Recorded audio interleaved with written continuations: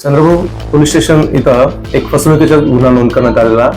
गुन्ह्याच्या तपासात असं पुढे आले की गुन्ह्यातील आरोपी विद्या विठ्ठलराव निमजे या महिलेनं यातील पीडिता यांना तुझ्या पतीची तब्येत बरोबर दुरुस्त करून देतो आणि चमत्कार माझ्या मध्ये देवी येते असं सांगून तिला चिठ्ठ्या, धूप, कस्तुरी आणि विविध प्रकारचे जादूटोणा संबंधीच्या वस्तू देऊन तिला आपल्या कवेत करून तिच्याकडून 25,90,000 रुपयाची तिनं फसवणूक केल्याचे आतापर्यंतच्या तपासात पुढे आलेले आहे.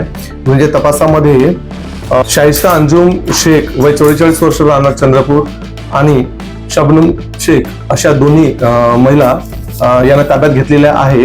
गुन्ह्याच्या तपासात 3 महिला ह्या ताब्यात घेतलेल्या असून दोघांचा आज PCR संपत आहे.